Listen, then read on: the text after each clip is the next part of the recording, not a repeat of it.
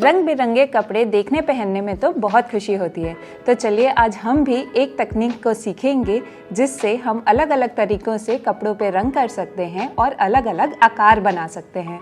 इस गतिविधि के लिए हमें चाहिए कुछ कपड़ों के टुकड़े। आप रुमाल का इस्तेमाल कर सकते हैं या अपने हल्के रंग के कपड़े जिसे आपको रंगने का मन हो। कुछ रंग आप बाजार से डाइज यूज कर सकते हैं। यहाँ हमने हल्दी और पत्तियों को पीस कर पीले और हरे रंग बनाए हैं। कैंची, चना, पेंसिल और रबर बैंड चाहिए। मैं यहाँ एक रुमाल ले रही हूँ। इसके बीच में एक बड़ी बांधनी डालने के लिए इस तरीके से रुमाल का बीच का हिस्सा लेंगे, एक चना उसके अंदर डालेंगे। अब एक बड़े भाग पर 2 रबर बैंड टाइट से बांधेंगे।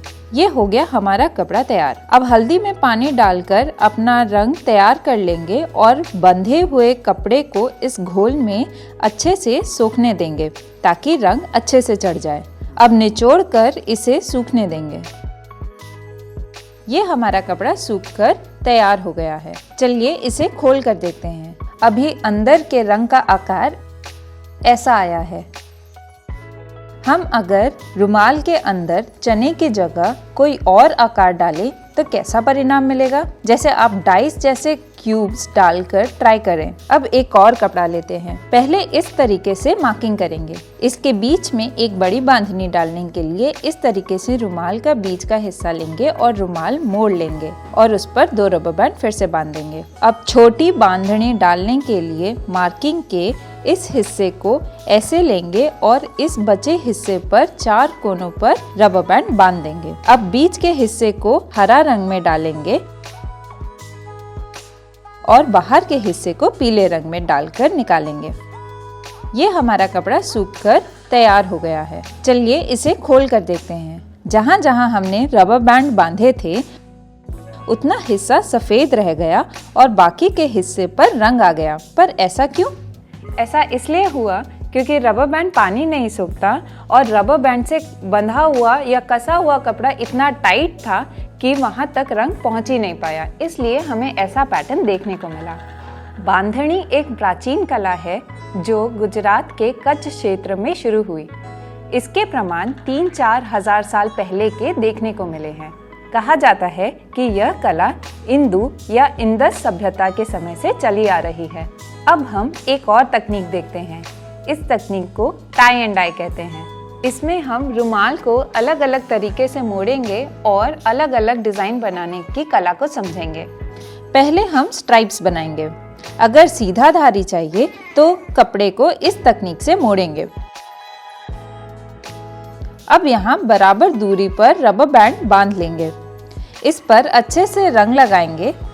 ये हमारा कपड़ा सूखकर तैयार हो गया है। चलिए इसे खोल कर देखते हैं। ये हो गई हमारी स्ट्राइप्स रेडी। अब एक नए रुमाल पर एक के अंदर एक सर्कल बनाते हैं, समकेंद्रित वृत्त जैसे। अब बताइए कैसे बनाएंगे? तकनीक ऐसी है कि जो भी आकार बनाना हो उसे रबर बैंड से बांधना है। तो पहले पेंसिल से आकार बनाएंगे और उसी रेखा पर कपड़ा मोड़ते जाएंगे।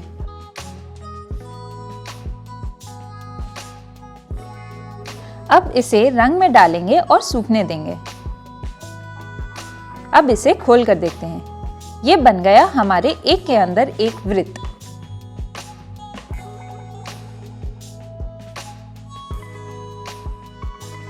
चलिए अब एक अर्धगोलाकार बनाते हैं। पहले अर्धगोलाकार एक सिरे से शुरू करके दूसरे अंत तक बनाएंगे। अब उसी लाइन को पकड़कर रुमाल को मोड़ना शुरू करेंगे। उसी रेखा पर रबर बैंड बांधेंगे और अच्छे से रंग में डुबो देंगे।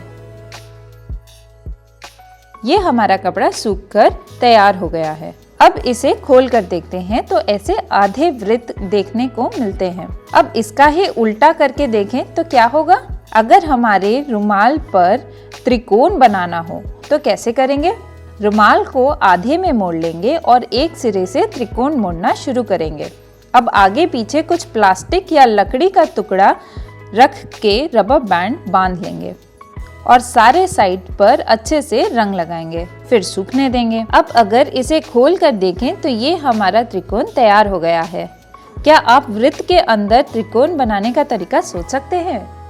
इससे हम भारत की प्राचीन कला बांधनी को समझते हैं और टाई एंड डाई के अलग अलग कपड़े मोड़ने के तरीके से कैसे अलग अलग आकार बनते हैं ये भी सीखते हैं। अब आप भी अपने तरीके से रुमाल रंगिए और अपने दोस्तों को भी सिखाइए।